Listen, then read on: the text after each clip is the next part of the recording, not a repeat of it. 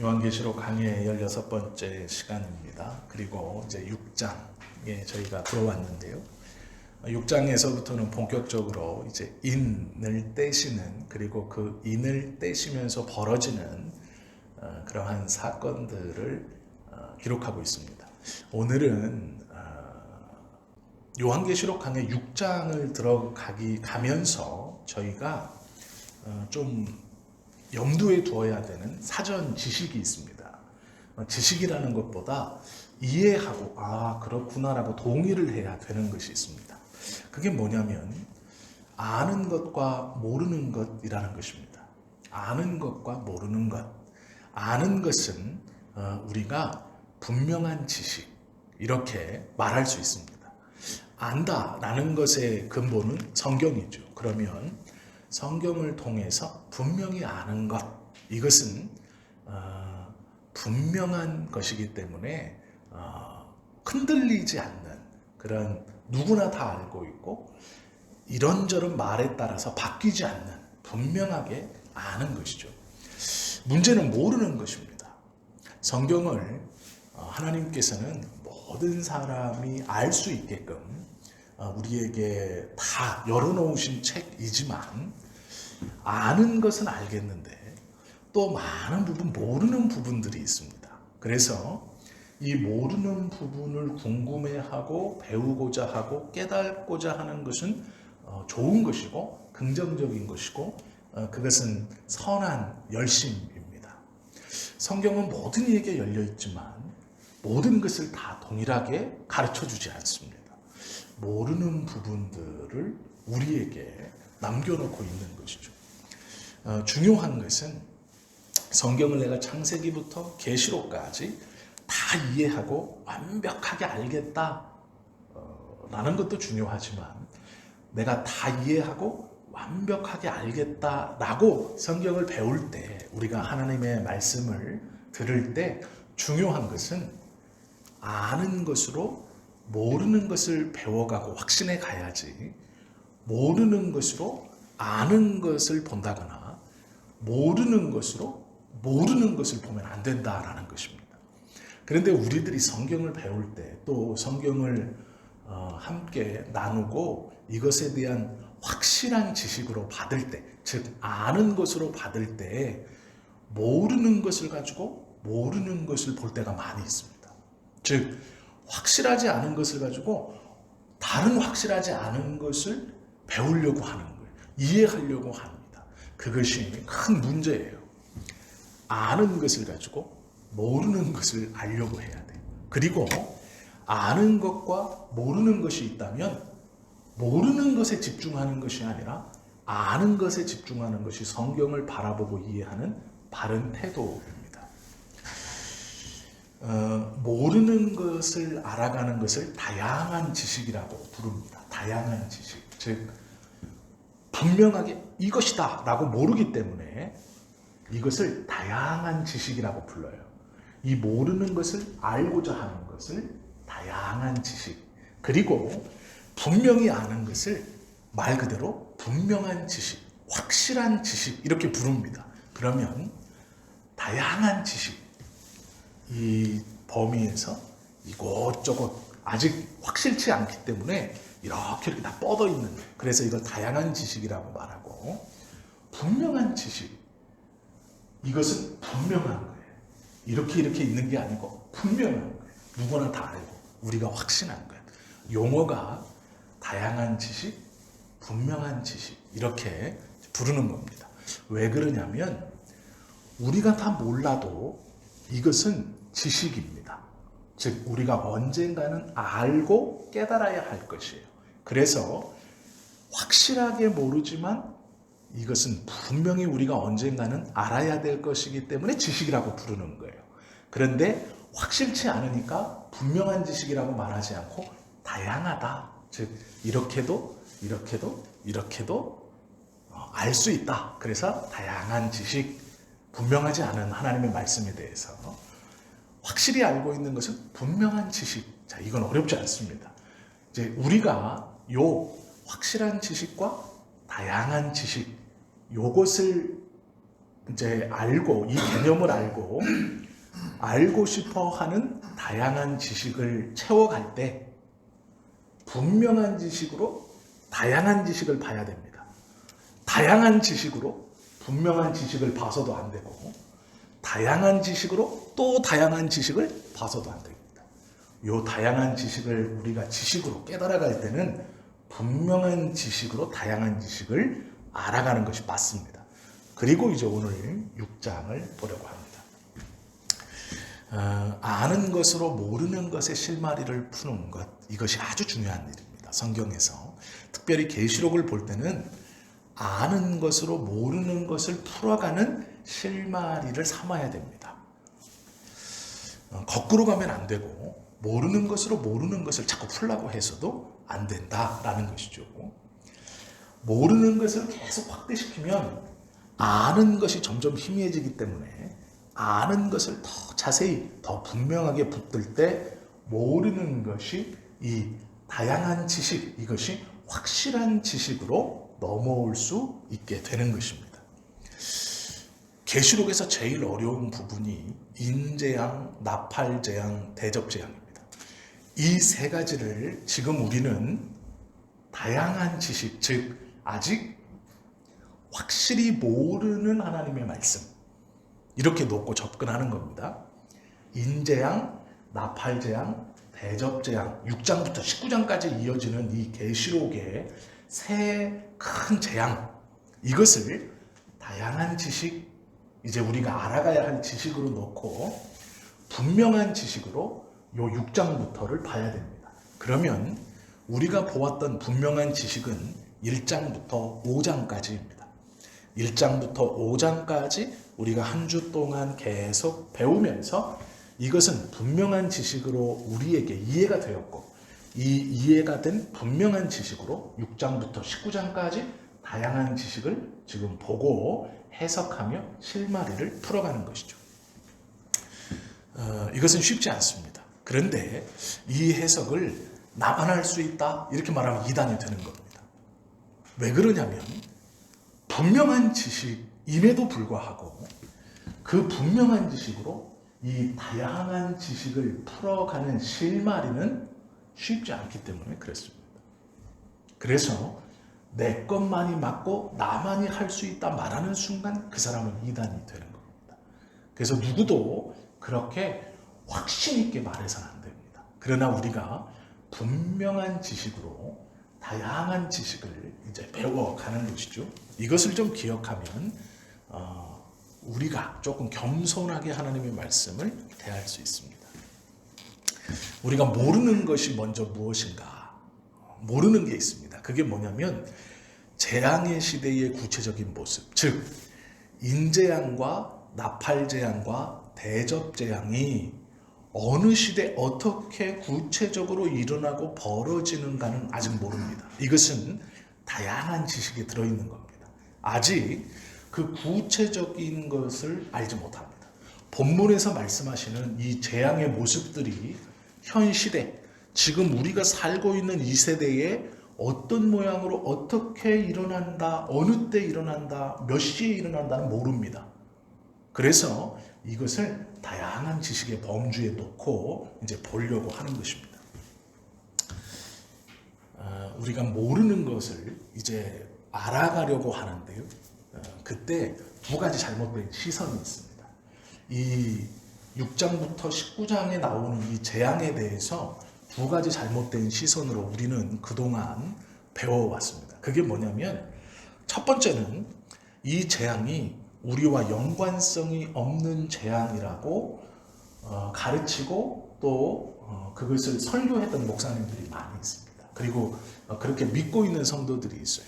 즉, 이 계시록의 6장부터 19장에 나오는 재앙을 어떻게 생각하시냐면 4장에 보면 하늘에서 음성이 들려서 하늘문이 열리고 요한에게 이리로 오라 그러시니 요한이 올라갑니다.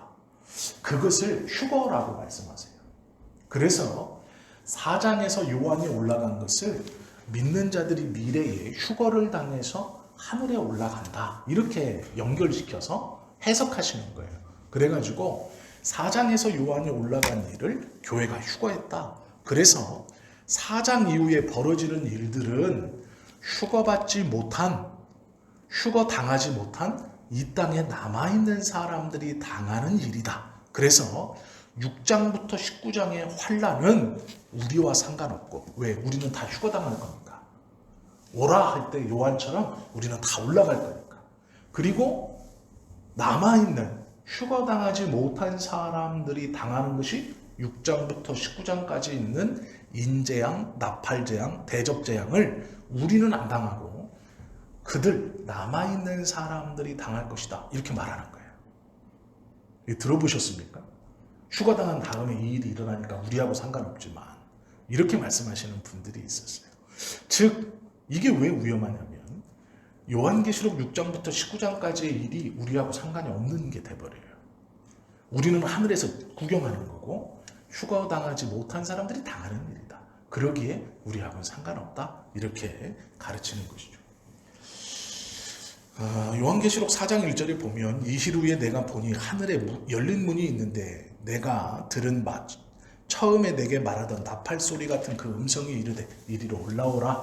이후에 마땅히 일어난 일들을 내가 내게 보이리라. 이 말씀을 붙들어서 우리는 다 휴거당한다. 그 뒤에 휴거당하지 못한 사람들이 이 일을 당한다. 이렇게 말하는 거예요. 이게 잘못입니다. 두 번째는요. 이 재앙을 7년 대환란하고 묶어서 해석해요. 그래서 뭐냐면 종말의 때, 즉 시간은 끝이 있습니다. 종말이 있어요. 그 종말이 되기 7년 전, 그때 일어나는 일이다. 이렇게 가르쳤어요. 그래서 요 종말이 되기 7년 전, 7년 대환란, 그때 이 6장부터 19장까지의 일이 일어난다. 이게 뭐가 문제냐면 이것도 지금 우리와 상관이 없어요. 미래에 종말을 맞기 7년 전을 사는 그 사람들이 당하는 일이다라는 거예요. 이게 지금 이 개념이 이해가 되시죠? 4장에 있는 것을 휴거하고 엮어서 우리는 휴거된 뒤에 휴거받지 못한 사람들이 6장부터 19장까지 일을 당하는 겁니다. 우리는 휴거되어서 하늘에서 그것을 내려다보는 겁니다. 라고 가르치는 것도 잘못된 거다. 왜? 우리하고 상관이 없는 일이 돼버리니까. 또 종말이 일어나기 7년 전, 이 7년 대환란하고 묶어가지고 지금은 아닌데 종말의 시간 7년 전을 살고 있는 미래의 우리 후손들의 누군가가 당할 일이다. 이렇게 가르쳤다는 거예요. 종말이 되기 7년 전에 이 일은 일어납니다. 이렇게. 그러면 문제가 뭐냐면 지금 나하고는 상관이 없어요. 물론 내가 그 종말 7년 전에 낄 수도 있지만 대부분 관계가 없습니다. 대부분. 그래서 먼 미래에 종말이 되기 7년 전에 사는 사람들이 당하는 일 이렇게 가르쳤어요. 이게 7년 대환란 휴거하고 붙어 있는 겁니다.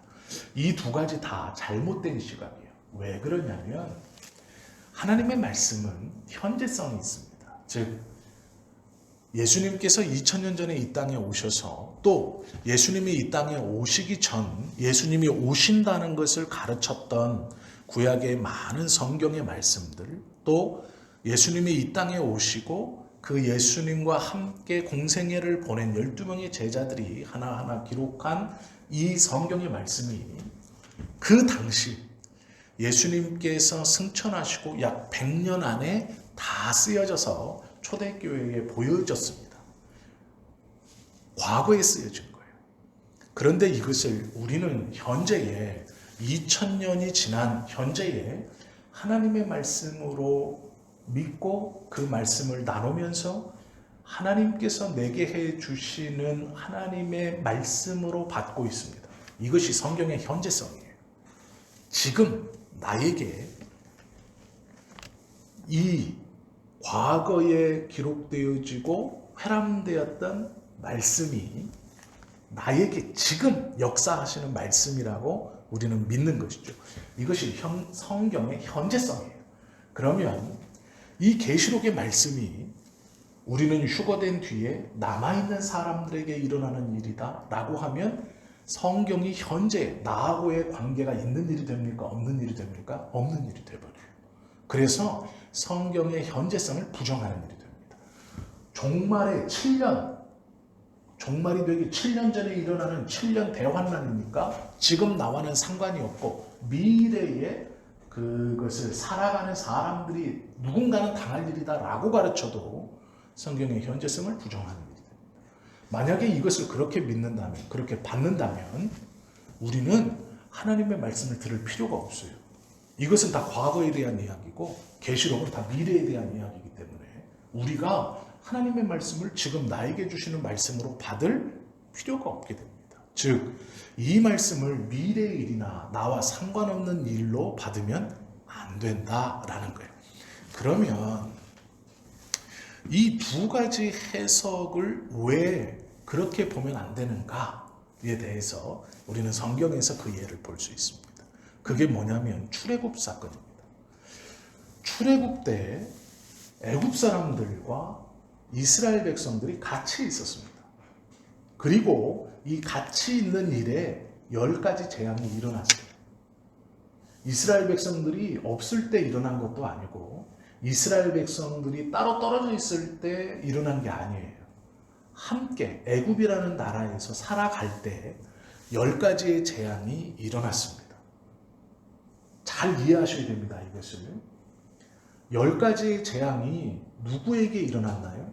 둘 다에게 일어났습니다. 즉 애굽 사람과 이스라엘 백성들에게 10가지 재앙은 같이 일어났습니다. 그러나 10가지의 재앙이 누구 때문에 일어났는가? 그리고 10가지의 재앙을 당한 사람이 누구인가를 우리가 볼 수 있어야 돼요. 즉 같이 있는 그 시간, 그 시대, 그 공간에서 함께 살아가는 그 날, 그 애굽에서 10가지의 재앙이 일어났습니다. 그 재앙의 영향력은 이 애굽 백성이나 이스라엘 백성이나 다 당하는 거였어요. 그 범위 안에 다 들어갑니다. 그런데 이스라엘 백성들은 피할 방법을 알고 있었고 이들은 모르고 있었다는 거예요. 즉 재앙이 벌어지는 시대에 동일하게 살아가고 있다라는 거예요. 그 재앙에서 나는 다른 차원에서 이렇게 구경하는 것이 아니라 내 눈앞에서 우박이 떨어지고 내 눈앞에서 파리와 이가 창궐하고 내 눈앞에서 첫 태생이 죽어버리는 것을 보는 거예요. 내 눈앞에서 그 10가지의 재앙이 벌어지는 그 시간에 이스라엘 백성들이 그곳에 함께 그 영향을 받으며 있었다라는 거예요.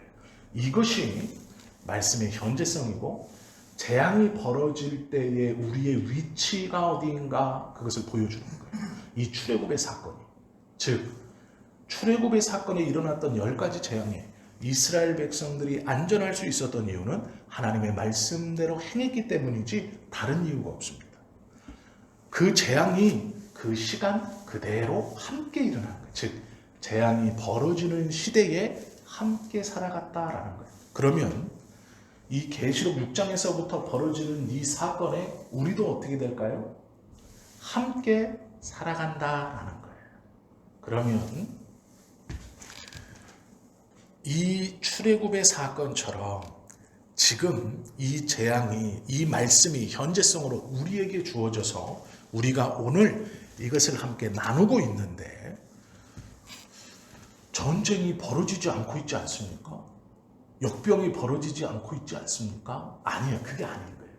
눈에 보이는 그런 것이 아니라 이 계시록 6장부터 19장에 이르는 영적인 전쟁입니다. 이것을 물리적 전쟁으로 보시면 안 돼요. 이것은 영적인 싸움이에요. 이건 100% 확신하는 겁니다. 왜 그러느냐?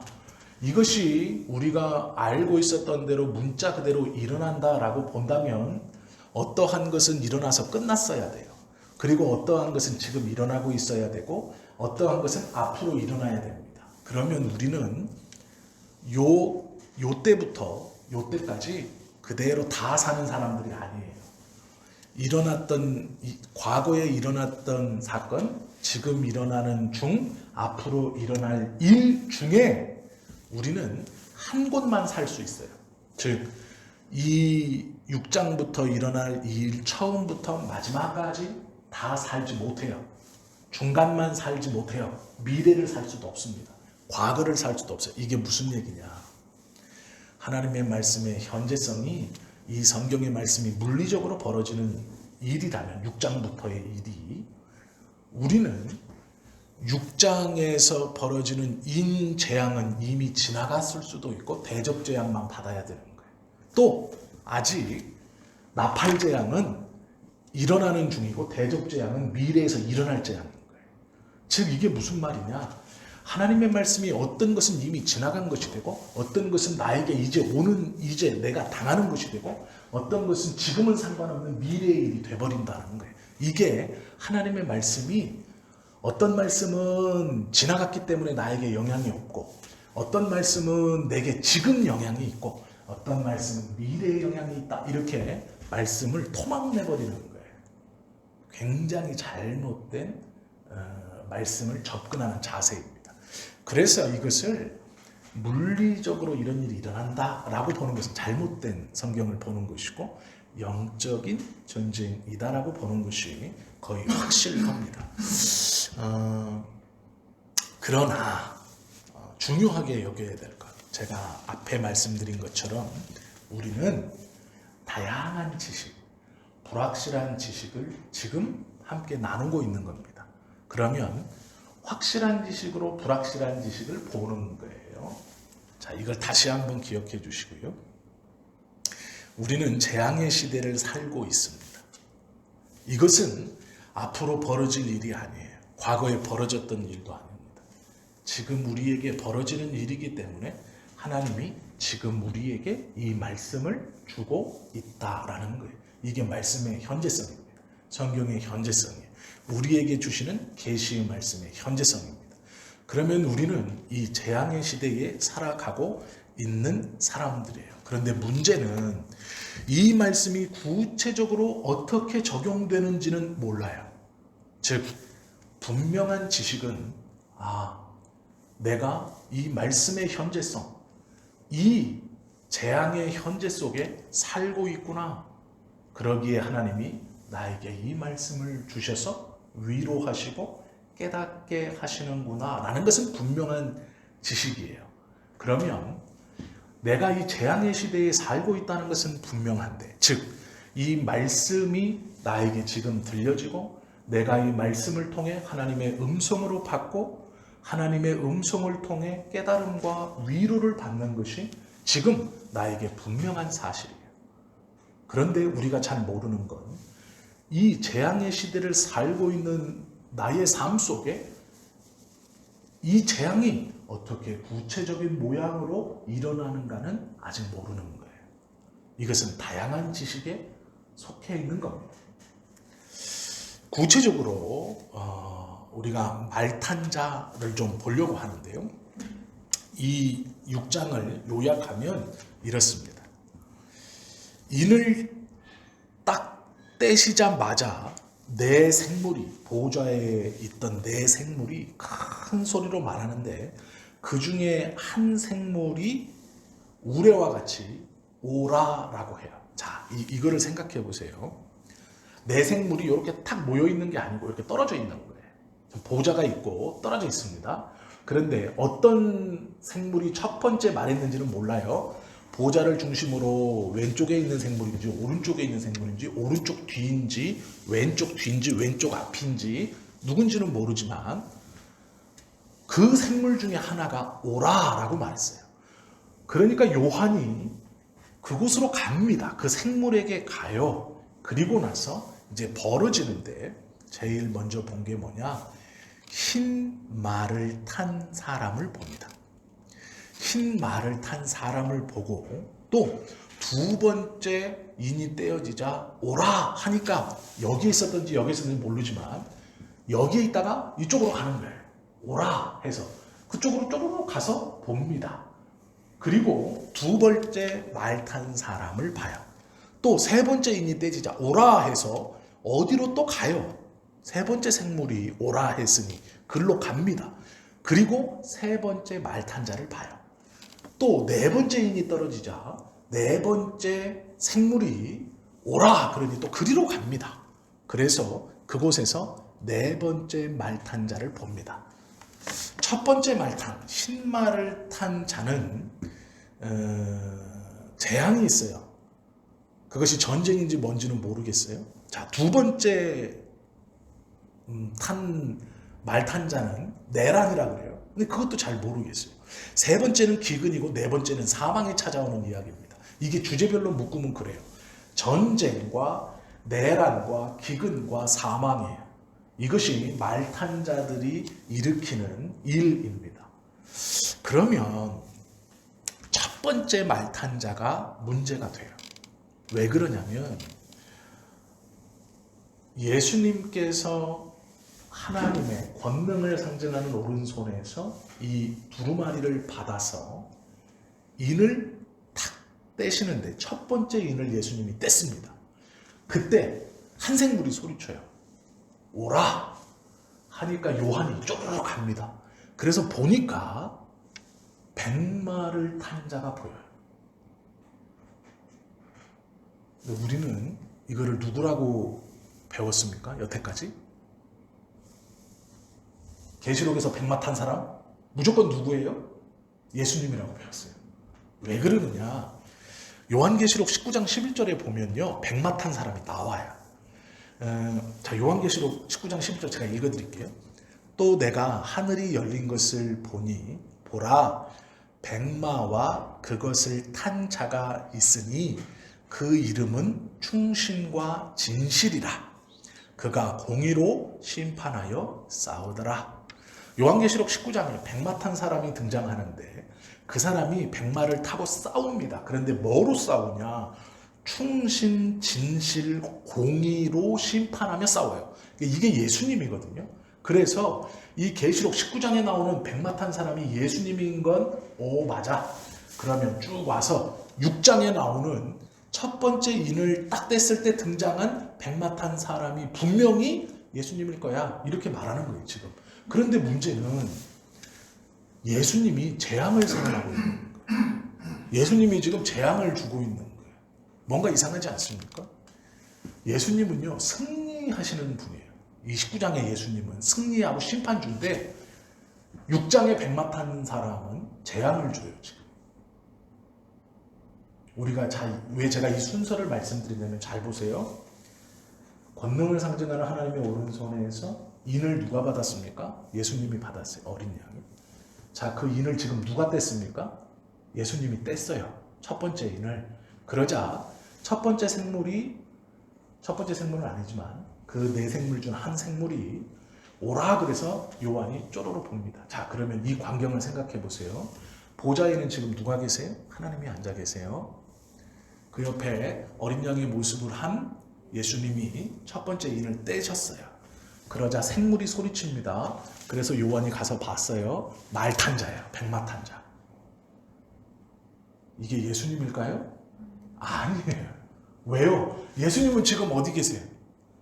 보좌 우편에 계시잖아요. 그리고 뭘 하고 계세요? 인을 떼고 계세요. 이해가 되시죠? 19장에 백마 탄 자가 나왔다. 그게 예수님이라고 그래서 6장에 등장하는 백마 탄 자가 예수님이 아니에요. 그런데 우리는 백마 19장이 예수님이 분명하니까 6장도 예수님이 이렇게 생각해요. 그러면 왜 예수님이 죽음과 전쟁을 선포하신 대답을 못하는 거예요? 이건 뭐지?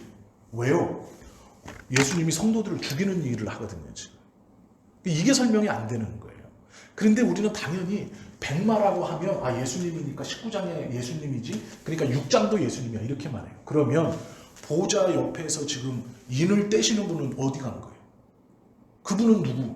그러니까 뗐다가 막 슉 가가지고 지금 이렇게 아니라는 거예요. 똑같은 모양으로 나왔다 그래서 똑같은 분이 아니에요. 우리는 너무 쉽게 그렇게 생각해요. 그러니까 그렇게 해석하면 안 된다라는 거예요. 그러면 이 네 명의 기수들 중에 백마 탄 자가 누구냐 우리는 좀 궁금하죠. 이게 누굴까? 예수님이면 어떻고 예수님이 아니면 어떨까? 어떤 일이 벌어지는가? 그것이 좀 궁금합니다. 우리에게. 이것은요, 두 가지 견해로 봐요. 첫 번째 예수님이다. 두 번째 예수님이 아니다. 이렇게 봅니다. 첫 번째 예수님이다라고 보는 근거는 말씀드린 것처럼 계시록 19장에 등장하는 백마 탄 자, 이긴 자가 백마를 타고 이기고 그가 예수님이니 6장에 등장하는 백마 탄 자도 예수님일 것이다. 이렇게 보는 거예요. 그래서 6장에 등장하는 첫 번째 인을 떼고 나타나는 첫 번째 기수가 예수님이다. 이렇게 보는 거죠. 이것은 19장을 가지고 6장을 본 거예요.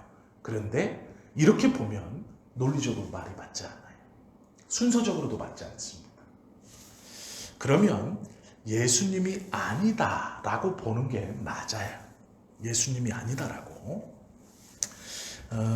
왜 이렇게 이 말씀을 드리느냐면 이 본문에서 우리가 중요하게 여겨야 될 게 있습니다. 제가 6장 1절을 다시 읽어드릴게요.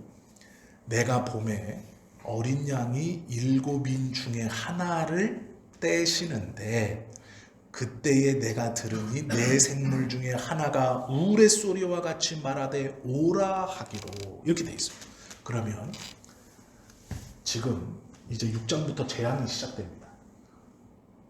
백마를 탄 사람, 흑마를 탄 사람, 정마를 탄 사람, 청록색 말을 탄 사람이 등장하는데 인을 떼면서 하나하나 우리는 이 백마를 탄 사람이 하는 일이 무엇이냐? 이 흑마를 탄 사람이 하는 일이 무엇이냐? 정마를 탄 사람이 하는 일이 무엇이냐? 청록색 말을 탄 사람이 하는 일이 무엇이냐에 자꾸 집중해요. 이것은 음식에 집중하고 있는 거예요. 우리가 집중해야 될 건 뭐냐면요. 그 인봉을 떼는 분이 누구냐가 중요한 거예요. 즉, 이 재앙의 주체자가 지금 누구예요? 이 재앙을 이끌어가는 이것을 총 집행자가 누구예요? 어린 양이에요.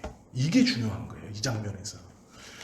6장에서 제일 중요한 것은 백마가 중요한 게 아니고요. 흑마, 정마, 이 청록마가 중요한 게 아니고 그 인봉을 지금 누가 떼고 있냐가 중요한 거예요. 어린 양이 떼고 있어요. 예수님이 이 재앙의 집행자다라는 게 중요한 거예요. 즉 어린 양의 진노가 우리에게 의미해 주는 게 있어요. 첫째로는요, 녹록치 않은 신앙이다라는 거예요. 녹록치 않은 신앙. 성경을 보시면 믿는 자에게 참으라 하세요. 견디라 하세요. 인내하라 하세요. 그래서 믿는 자에게 구할 것은 충성이다 이렇게 말씀하세요. 충성이라는 건 뭐예요? 꺼리낌이 있는데 받은 명령을 끝까지 행하는 게 충성이에요. 반대가 있는데 끝까지. 그러면 이것을 충성하기 위해서는 인내가 있어야 돼요. 하나님이 우리에게 뭐라고 그러시냐면 참으라 그래요. 참으라. 너희를 핍박하는 그것을 참으라. 견디라. 세상이 너희를 핍박하는 것 견디라. 너희의 믿음을 조롱하는 것을 견뎌라. 너를 곡해하고 오해하고 넘어지게 하는 것을 견뎌라. 자꾸 그렇게 얘기하세요. 성경이 그래요. 그래서 우리는 내가 그리스도인이니까 견뎌야지, 손해봐야지 이렇게 생각하는 경우도 있죠. 근데 그렇게 말씀하세요. 견디라 이렇게 말씀하죠. 그런데 지금 계시록 6장에 보면 견디라 했던 그 세상에 징계를 내리세요. 더 이상 우리 보고 견디라고 안 하시고 징계하세요.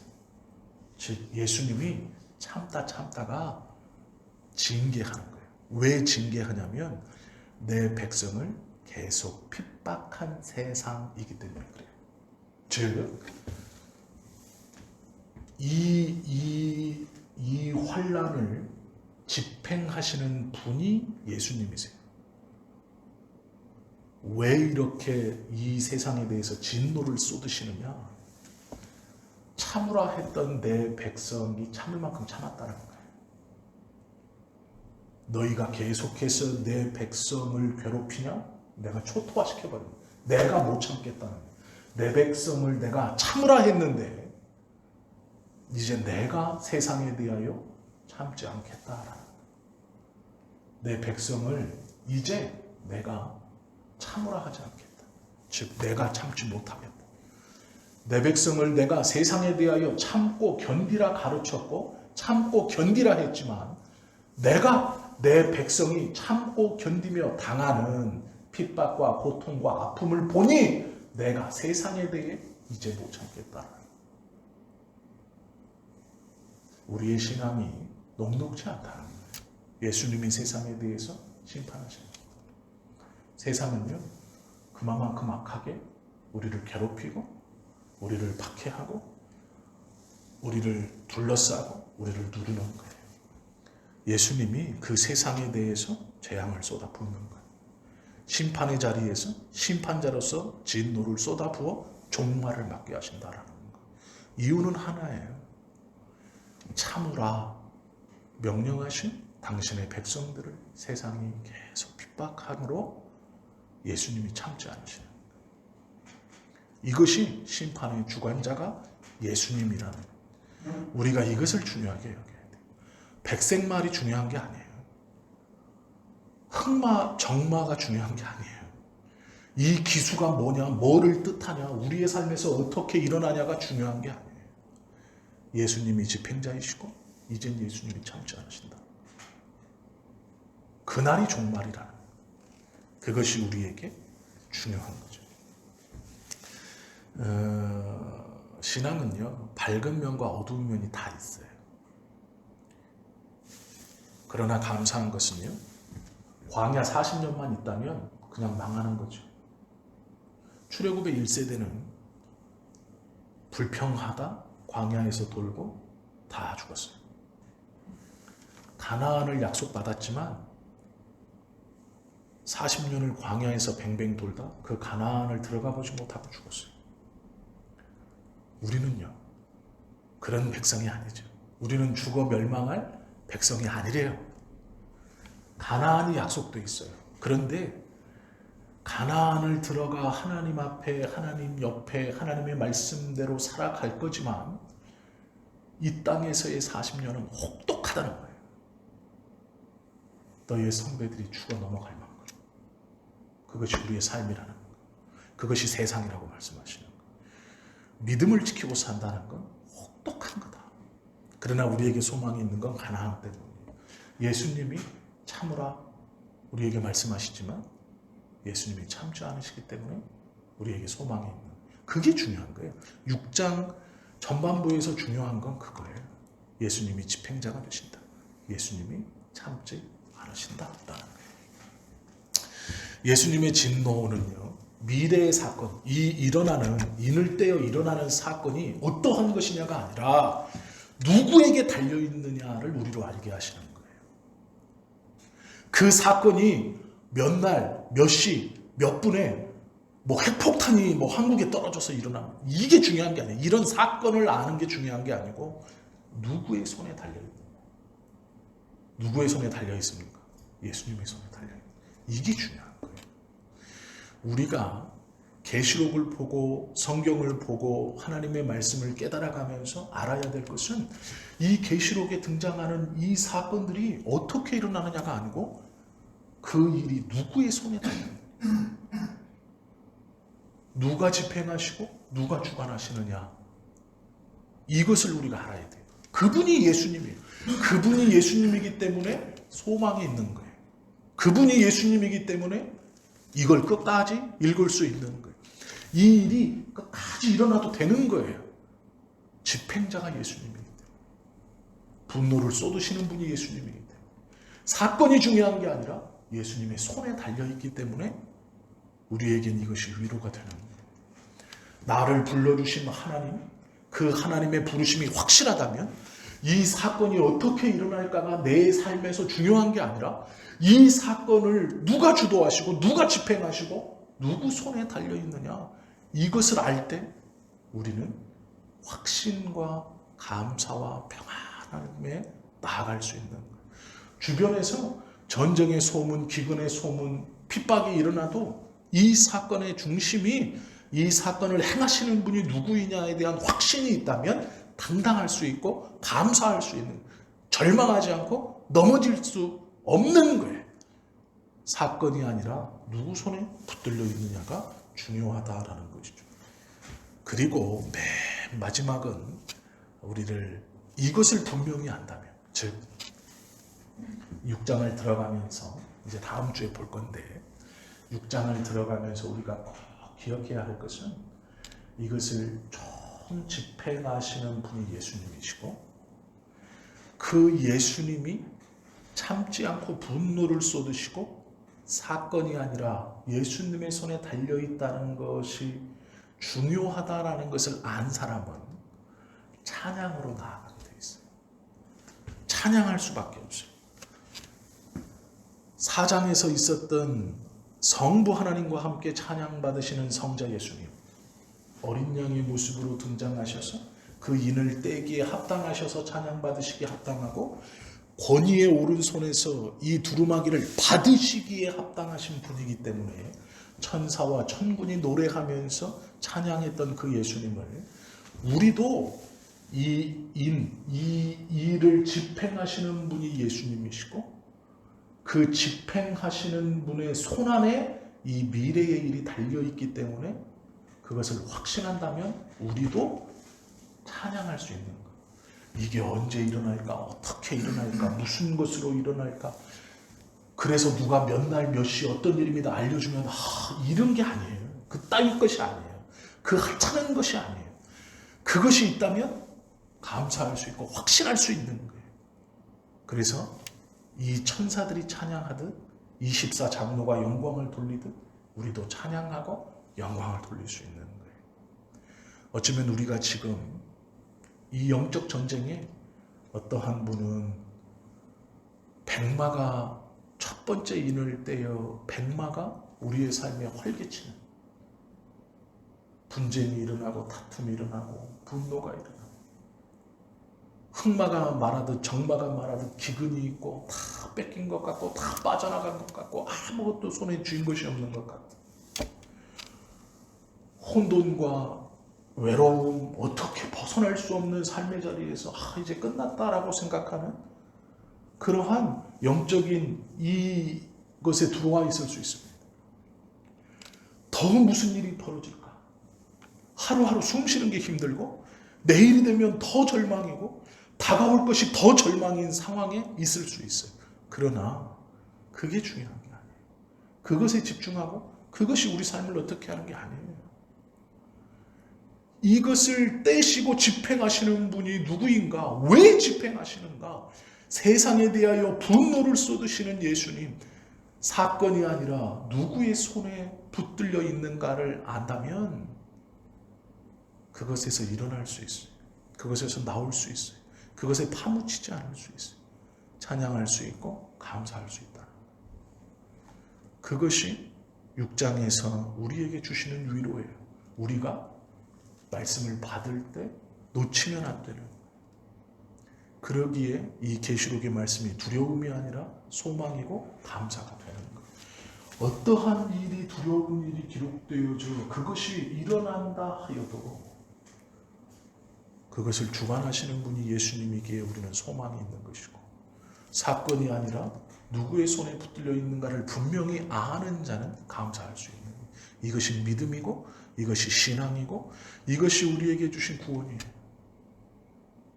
그렇기 때문에 하나님의 말씀을 알아가면 알아갈수록 그것을 깊이 깨달은 자는 감사하고 찬양하고 하나님의 뜻 안에 순종하고 그저 겸손히 하나님의 하심을 묵도하며 그 하심으로 인하여 기뻐할 수 있는, 그것이 계시록에서 우리가 꼭 알아야 됩니다. 마지막엔 노래만 남아요. 하나님을 찬양하는 것만 남는 거예요. 사람이 무엇이간데 주께서 나를 기억하시고, 인생이 무엇이간데 돌아보시고 인도해 주시는가 라고 찬양하는 것이죠. 힘들고 어려워도 예고된 슬픔이 우리에게 찾아와도 우리는 찬양의 자리, 감사의 자리로 나가게 될 것입니다. 계시록이 아니라 어떤 성경의 말씀을 보아도 하나님이 예수 그리스도를 통하여 우리에게 베풀어 주신 이 놀라운 구원받은 자라는 이 사실 때문에 우리는 언제나 감사할 수 있는, 항상 기뻐하라라는 것은 무턱대고 그냥 바보같이 실실대라는 말이 아니에요. 내가 받은 그 구원이 무엇인가를 알게 되면 너는 항상 기뻐할 수 있다라는 거예요. 그러기에 명령으로 얘기하셔요. 할 수 있는 거기 때문에. 할 수 없는 것을 명령하신 것이 아니고 할 수 있는 것이기 때문에 명령하신 거예요. 항상 기뻐할 수 있다. 왜? 네가 받은 그 구원과 이 삶을 주관하시는 분이 누구인가를 네가 안다면 너는 기뻐할 수 있다라는. 말씀을 알면 알수록 회의에 빠지고 불평과 불만이 일어나고 왜 이렇습니까가 아니에요. 알면 알수록 감사한 뿐이고 찬송뿐이고 찬양뿐인 거죠. 미래를 생각하면 두려울 수 있죠. 가진 것도 없고 뭐 그럴 수 있죠. 막막할 수 있습니다. 그러나 그게 우리의 모습이 아니에요. 우리가 확신하는 것은요, 그 미래가 어린 양의 손에 달려있다는 거예요. 알지 못하는 다양한 지식은 어떠한 미래가 내게 올까라는 거예요. 그러나 분명한 지식은 알지 못하는 그 미래가 예수님의 손에 있다는 거예요. 이건 분명한 지식입니다. 그러기에 이 분명한 지식으로 알지 못하는 다양한 지식, 불안하고 두려움 가운데 있는 미래가 나에게 올 때 불안한 것이 아니라 그 미래가 예수님의 손에 있다는 분명한 지식으로 이 미래를 기꺼이 맞이할 수 있는 거예요. 분명한 지식, 예수님께서 미래를 소나기에 갖고 계신다는 것을 우리는 알므로 기뻐하고 감사하고 그 불완전한 지식을 맞이할 수 있는 거예요. 겁내지 않는 거예요. 그것이 믿음이고 그것이 신앙입니다. 그리고 이것을 분명히 아는 자는 찬송하며 가는 거예요. 지금의 상황이 아니고 미래의 상황이 아니고 분명히 아는 그것으로 찬송하며 가는 것이죠. 이것이 은혜입니다. 오늘 우리는 이 저녁에 하나님의 은혜를 경험하고 계신 거예요. 그 위로를 경험하고 계신 거예요. 그 확신을 다시 한번 받고 계신 거예요. 두려워하실 필요 없습니다. 걱정하실 필요 없어요. 그것이 예수님의 손에 있다 선언하고 있어요. 우리는 잘 모르는 말에 집중할 필요 없어요. 잘 아는 나의 주님이 인봉을 떼시는구나. 나의 주님이 이 모든 것의 총집행자이시구나. 나의 주님이 나를 기억하시고 사랑하신다고 말하셨구나. 그것만 기억하면 됩니다. 그것이 하나님이 우리에게 오늘 이 계시록 6장을 통해서 처음 주시는 말씀입니다. 이 소망을 마음속에 품고 잠깐을 기도하시더라도 하나님 앞에 감사함으로 아뢰며 아랜 것은 받은 줄로 믿는 오늘 말씀 확실히 아는 것을 분명히 붙들고 기도하며 그 은혜 가운데 돌아가실 수 있는 우리 모두가 되시기를 예수님의 이름으로 축원합니다. 기도하겠습니다.